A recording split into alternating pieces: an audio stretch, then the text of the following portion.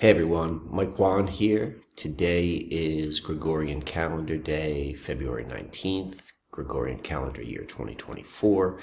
And I have a short little message here, I suppose, in response to the last video, which was released on this channel, which was titled Susquehanna Alchemy 10-year anniversary part 1. And so there were some kind of nasty comments put on the video, and those comments were focused on Christie. And they were kind of like, they're shitty comments. They were cheap comments. They're probably comments which people would not make to someone's face, which to me has always been like like the indication of like a troll versus not a troll. I'm not calling anyone a troll. Maybe I am. Who knows? But like when you put something online which you would not say to someone's face directly, like that's kind of trolling. But for the most part, that's par for the course. That's how YouTube works. It's how the internet works. It's like, people can say and do whatever they want. And if you go and you put something out on YouTube, well, then you open up that door. And when I started Susquehanna Alchemy, or I started putting videos on YouTube, I was aware of the nature of the internet, and I certainly had a history at that time of being rather nasty online, I suppose, or at least, trolly. And I knew that I didn't want that the information I was putting out was more important than getting involved in any sort of like back and forth online. And so I always made an agreement, or I made an agreement from the very beginning, that I just wasn't going to get involved with comments, good or bad. Don't let the good ones go to my head. Don't let the bad ones go to my heart, that sort of thing. But when these comments are focused on Christie, one, she does not necessarily, she did not come, I suppose, into the space with the same sort of awareness that I that I brought as it relates to dealing with negative comments. And so those comments, like, they hurt, they stung her, they made her angry, and understandably. And then I found myself in an interesting position, like, how do I want to go and meet this? Because I don't want to, feed into pointless back and forth. But I also did not feel right just leaving someone who I care about deeply, like, and feeling like, she came on my channel, and she wasn't treated well. And so, I feel a responsibility around that. So that's the nature of this video right here. And what I want to do is I want to explain, like, the significance and the importance in which Christie brings to Susquehanna Alchemy. And maybe I did not do a good job explaining that clearly. So now's my opportunity to do so. So in order to do that, I need to put into context, like, the beginning of Susquehanna Alchemy, going back 10 years ago, March 2014. In March of 2014 is when the name Susquehanna Alchemy kind of came to me. You go back 9 months before that, and it was in the early summer of 2013, and I then split from my wife, and I moved out of the house, which I shared with her and her 2 sons. And that was a really, really that was a big transition. Like, that was much more difficult than I imagined it would have been. But that opened up a door. And about 3 months after moving out of the house is when I started working on the starboard, and I completed that in the winter. I think it was December of 2013, and then in 2014 I moved on to the Susquehanna River in Marietta, Pennsylvania. I'd never lived on the Susquehanna before, and it was immediate upon moving there that I began to discover information. The Susquehanna mystery was revealed to me, and then shortly after that, the name Susquehanna Alchemy came, and it was acted as almost an umbrella to capture this story, which I was the scribe for. In the very beginning of Susquehanna Alchemy, my motivation, my inspiration to do it is one. It was very clear. It was very clear to me, what was kind of going on in the world. From maybe a conspiratorial perspective, from a magical perspective, from all these different perspectives I had, and definitely a perspective of the direction which the world was going as it related to technology, and seeing the technocratic dictatorship which was unfolding before us. And so seeing that all of the primary current infrastructures which was controlling paradigm, they're more foundational ones, but electricity, computer technology, and globalism were all founded on the oldest river on the planet, that I was inspired. I was I want to share this information. And to me, it was almost self-evident that if enough people, if people begin to see this, and the data is so tangible, it is so right in your face, and if someone could sit down and look at it, well, then they're going to begin to question, really, how does this reality work? Why would something such as placing the first fruits of certain movements on the oldest river, how would that play into the propagation of those movements to become a worldwide phenomenon, which they did? And it was my thought at the time, still is, that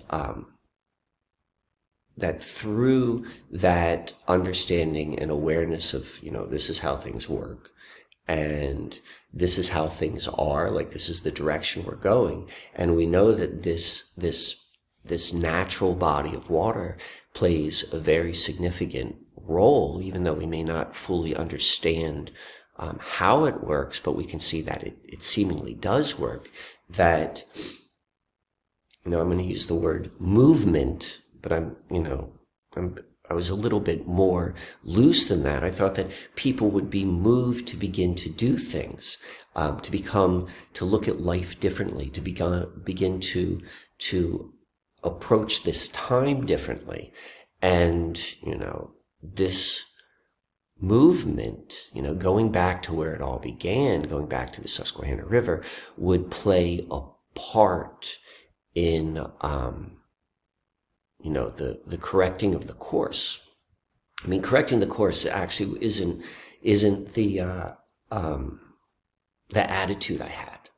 The attitude I had was more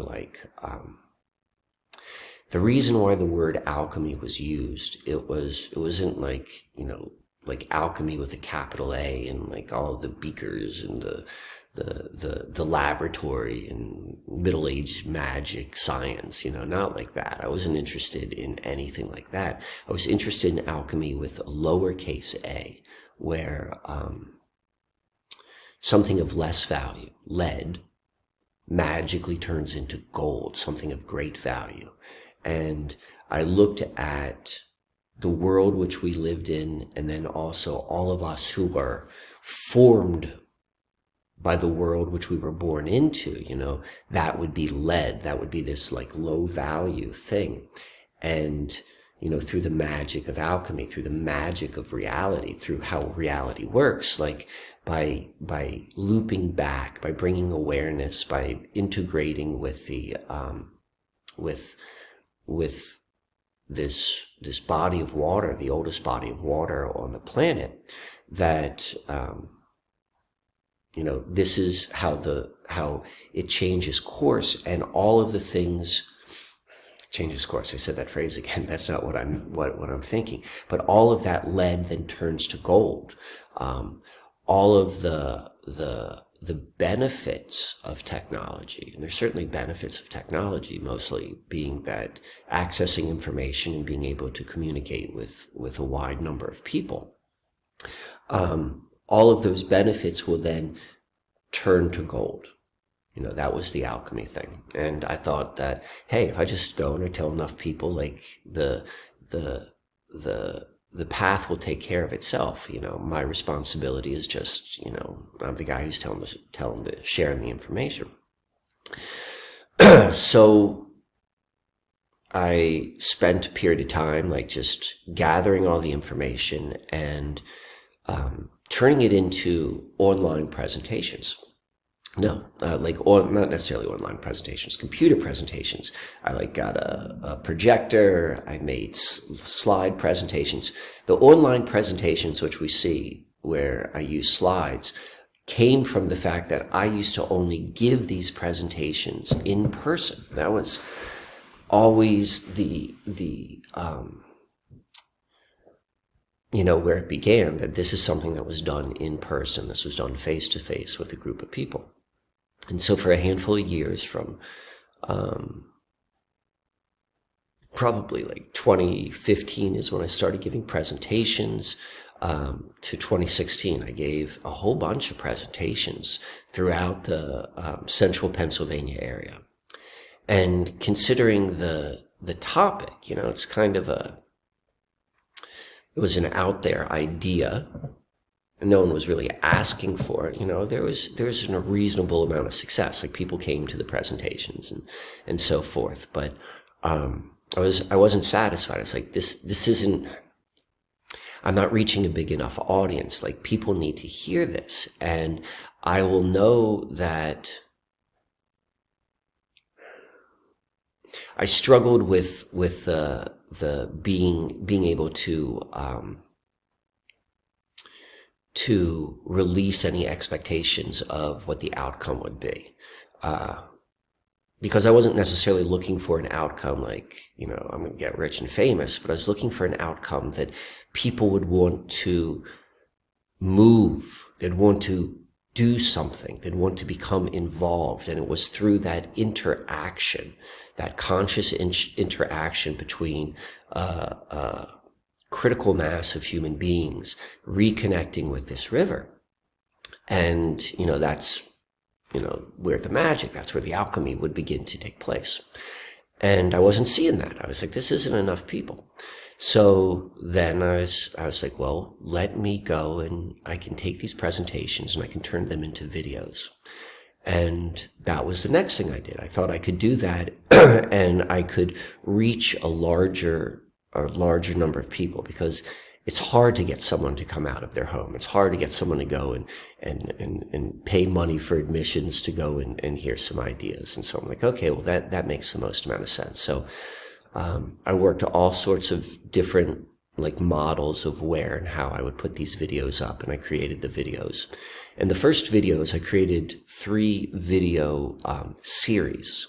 I didn't do the videos like nowadays, where I would kind of talk like I'm talking right now. They would be scripted, and they would be at least in my mind, more professional. And so those 3 videos are 3 video series. Each one of these series contained multiple videos. The first one was The Secret on the Susquehanna, where I kind of tell the story of, what you're familiar with, John Smith map and all the things that happen on the river. The second series was called Mystic Lancaster, and I pointed to like all of the Rosicrucianism and the behind the scenes of this tiny town Lancaster, where a lot of it seems to began. And then the third video series was called The 100-Year Transition from the First Computer to the Singularity, 1945 to 2045. And the reason I'm sharing that right now is like it's always been connected into this whole Susquehanna alchemy was not just understanding the river, but understanding the land and what was done upon it, and thinking about river and land and our relationship of living on a land from a deeper perspective, but then always like there's this looming technological pull towards, whether we want to call it the singularity or, the metaverse or what have you, like it's bringing us somewhere, and we can see that, there's a plan. There's always been a plan. And this plan seems to exist in this very, very well structured, like it happens very, very structured, but it may not occur in the way that we think it is, that there are actual individuals that have a project plan and make it unfold or are managing the plan, as much as it is like this plan is unfolding because it was set in action based upon, magic, based upon ceremonial magic, based upon like the way the world works. So that was my motivation. And so I started doing like the YouTube videos. That's when I started YouTube, or I put it on YouTube. I think initially I put it on other platforms, and then eventually I moved it to YouTube, and I started making YouTube content around 2017. And, no one really watched it. I think like views, I might have had maybe 40 views, and a video that was well watched had maybe 40 views. And that probably came from, maybe people who had come to one of the in-person presentations. So I'm kind of still in the same situation, which I was before. I want to make these videos so that it could reach a larger audience, but I wasn't really reaching a larger audience. And then the next step for me became I can go on podcasts. I listen to a lot of podcasts. I think that this is a good story, and I think I have the capability, just in terms of being able to craft a story, to be able to hold a listener's attention. Like I'd be a good guest, and this is good content. And so started reaching out to podcasts around maybe 2018, I think it was. And then I began to reach a much, much larger audience. Not huge. If you look at the numbers on YouTube, I don't have like what you would call big numbers, but I could see it's growing. And I saw that growth was really being driven through podcasting, because that was just a medium that made a lot of sense, to be able to listen to what I was saying, but then also by going on to other people's podcasts, I would be able to tell the Susquehanna mystery story to established platforms, like a podcast host they have like their audience. That's what I mean, not an established platform, an established audience. And that happened. And there was a period of time I went on lots and lots and lots of podcasts, and I was basically just telling the Susquehanna mystery, and then sharing that with more or less my philosophy as to, this is what's going on in the world, and like pointing out all this sort of stuff. And then, so that's like 2018, 2020 to 2020. And then, the whole sort of Corona ritual hits. And at that point, I started getting even more, a larger audience, on YouTube. More people were watching the videos. And at this time, it's probably, I had 6 years into the Susquehanna mystery, and I started talking about other things, One, I didn't want to just talk about the same thing over and over again, but then also like my mind is, I have a very curious mind, and I like to look at things and talk about things. And so there's a part of me that enjoys like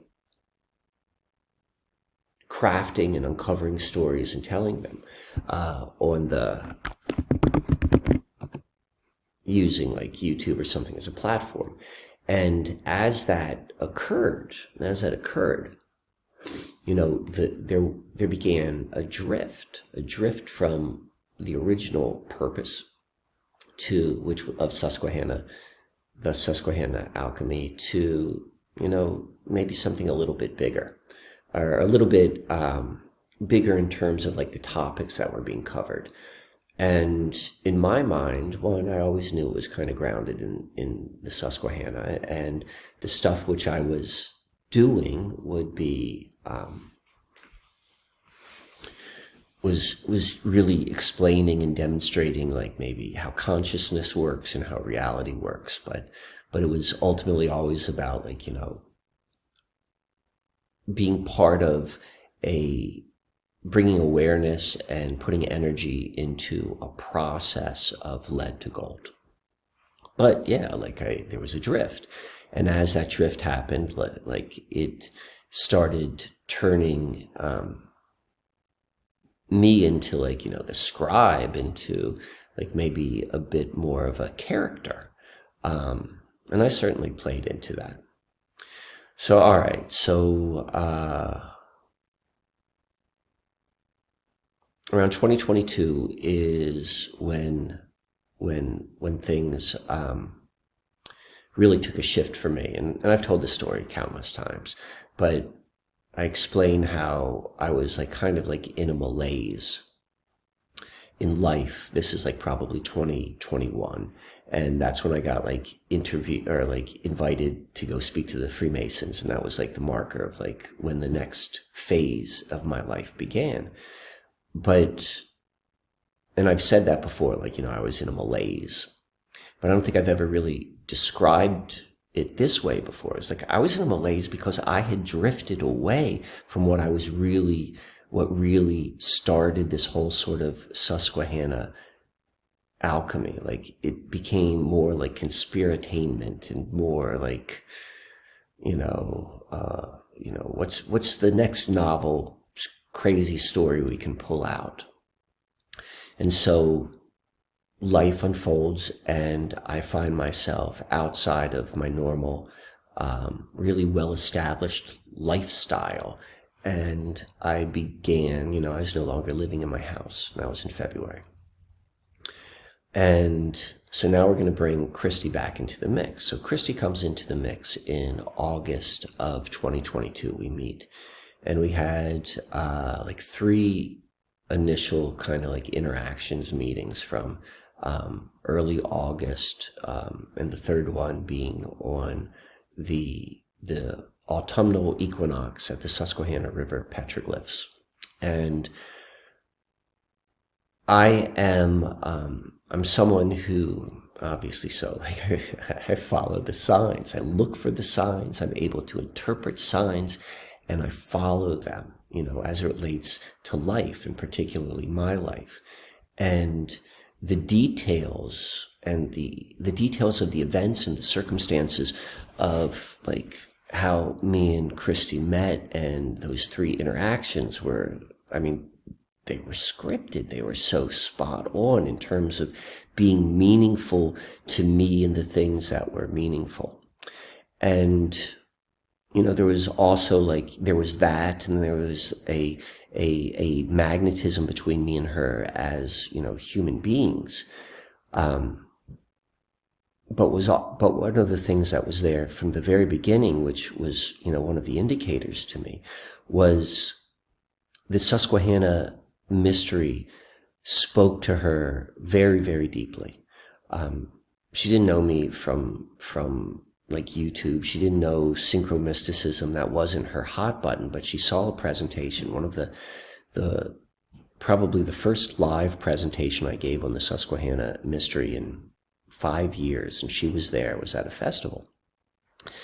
And it spoke to her. And when I've given these presentations, one of the reasons I've always known that I was onto something by the consistency of not everyone, but people in the audience who need to come up to me afterwards and say, you've provided clues as to something in my life. I've always known there's something significant about this river and about my life and life itself. And thank you for that. And she was like that, but a little bit, with a little bit more, commitment, I suppose.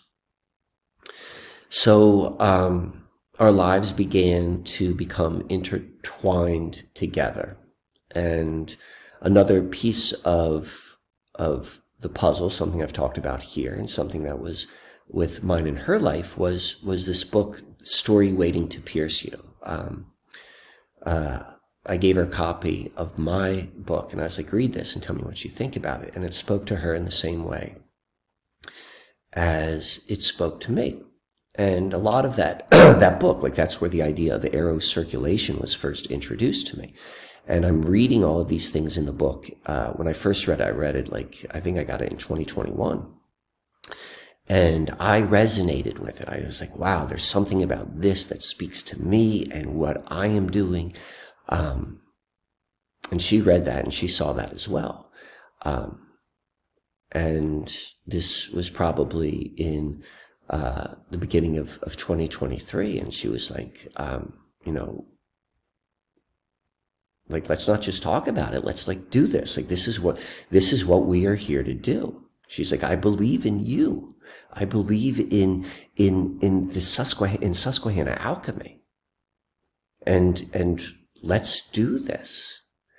And, one of the first things was like, if the story of Abaris, the Mongolian shaman is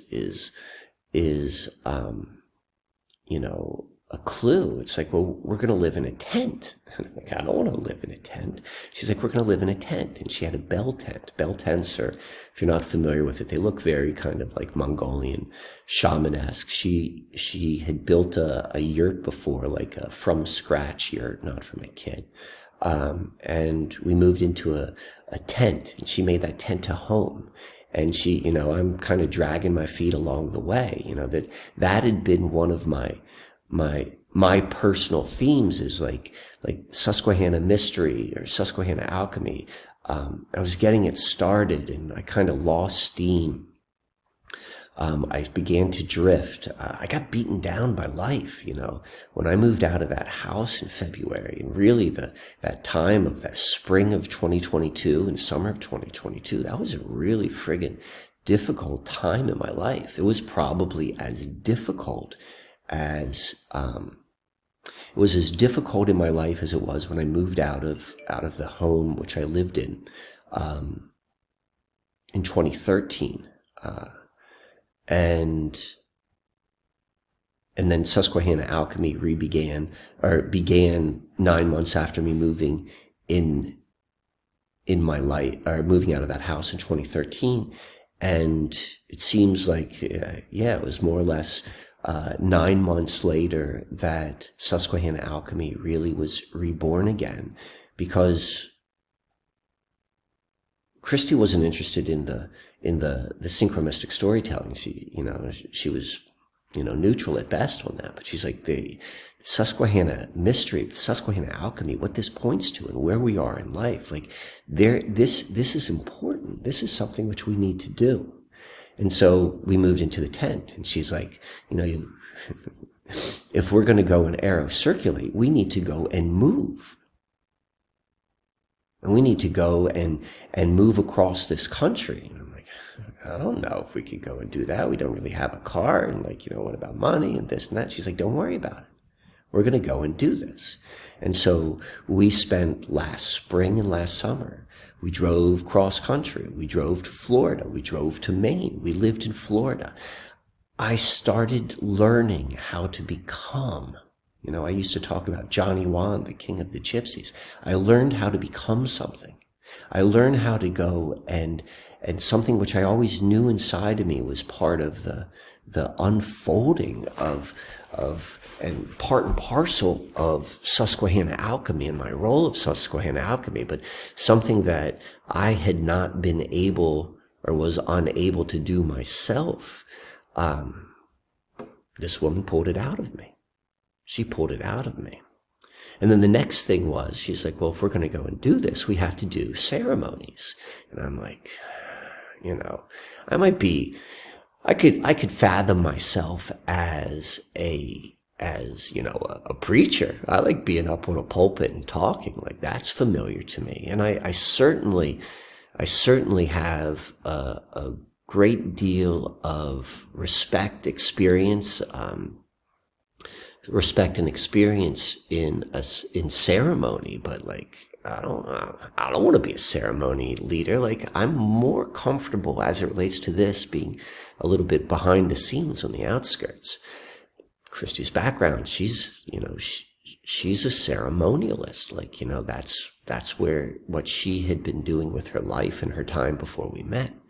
And she's like, we're going to go and do this together. And I taught her astrology, or more or less natural astrology. And we incorporated the Susquehanna River. We incorporated natural astrology. We incorporated this movement, the movement of bodies around the earth with purpose and with water. Like, the very, very initial, spark of motivation that I had when Susquehanna Alchemy began, when I knew in my head and I felt in my heart what this was about, she brought that back. Not only did she bring me back to that, she made that a reality. So let's go back to the video. So,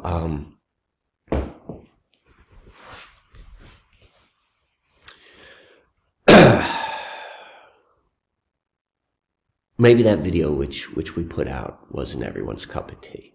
There seemed to be a whole bunch of people who are like, I'm not feeling this. There are a whole bunch of people who were supportive of that, and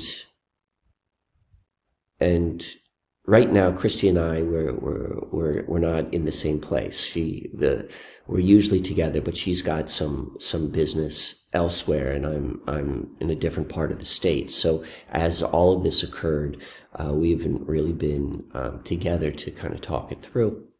So it's a little bit, we haven't decided how to go forward. And my sense is, this is where I'm leaning right now, is to put the stuff which she and I do, and particularly the remainder of the Susquehanna Alchemy parts.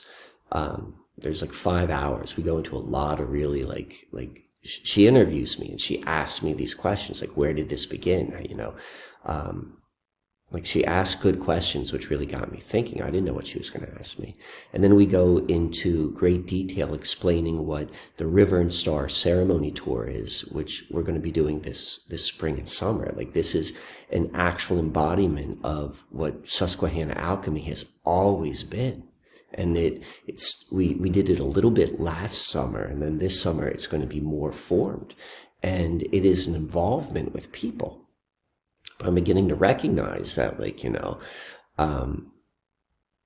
here on this channel, the people who like the synchromistic storytelling, the people who resonate with my experiences, maybe some of the real depths of what Susquehanna Alchemy is about. Like, maybe it's not your cup of tea, and that's fine. And I don't want to go and force that down anyone's throat. That's, to me, is the real meat and value of all of this. But if I can reach someone with just like synchromistic storytelling, well, then I'm good with that as well. And so I'm thinking that we're going to put those videos on other platforms, maybe a different YouTube channel, maybe one that she runs. She doesn't like the YouTube. She doesn't like the videos. I mean, I think probably some of the awkwardness which people picked up on was an authentic awkwardness. Like, this is not to be able to go and and talk to a computer, and to, it's kind of a skill. It's like, it's not easy for everyone, and it's certainly not, if you're not comfortable with it, and you're definitely not, to have a camera in your face, most people probably aren't gonna like that. And maybe that's what some people are picking up on. I don't know. But, my sense is maybe there'll be another channel. And if anything, I'd want her to run it. Because, when it comes to Susquehanna Alchemy, particularly where it is now, and how it is beginning to become more structured and more formed, like at this time in life, today's President's Day, like what look at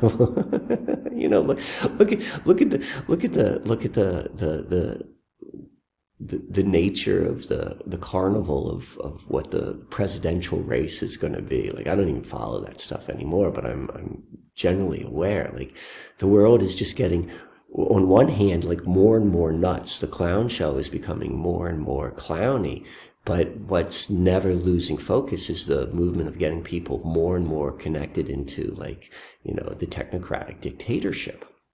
And so if there's ever been a time to really step in, like, what the arrow circulation ceremony is literally like, oh, we're traveling the land and we're mixing water and we're doing natural astrology, and we are doing it without any sort of expectation of like how it's going to impact the world, but we think that this is impacting the world because this is how you bring new energy into a paradigm, so a different paradigm can take shape. And we're actually doing it. Like, we're not going into the paradigm and saying, hey, paradigm, we demand change, and like change your laws and get rid of the Fed, or like, anything like that. No, on a more basic level of what like a mainstream mind would call crazy, we're doing. And it's what I've always known that Susquehanna Alchemy would be about. And this is the person that's made it happen. So if you don't like the videos, that's fine. But treat it with respect. Treat her with respect, because if you treat Susquehanna Alchemy, if you think there's anything to it, even if you're not into like the ceremonial aspect, recognize that this is the real meat of it. The arrow circulation, the turning the lead into gold, and this is how it's coming into expression right now. And this is the human being that actually like didn't just like say, oh wow, I was touched by it, but I'm going to get real skin in the game, and I'm going to go and I'm going to help make this happen. In fact, even in many points, drive to make this happen. So those videos, they're probably going to be elsewhere. For those of you who are interested, I would, once we figure out where to go, definitely subscribe to that channel. If you're hearing this and you're not part of like the Telegram group, we've got a Telegram group. I don't know, there's like 100 people on it. And these are people who really resonate with the deeper element of Susquehanna Alchemy. I mean, certainly they were drawn into synchronistic storytelling, and they understand that as a clue to how reality works. But they're mostly interested in becoming part of something which is working at the same level that created this paradigm, to go back to the source of it, in this case, the Susquehanna River, to begin to become open to an alternative version of it, collapsing false timelines. So you can go and join the Telegram group. I think there's a link on the link tree, which I have. You can go and do that. There's no cost to that. So that's basically what I want to say right now. Appreciate you listening. Let's keep on moving forward. Take care, my friends.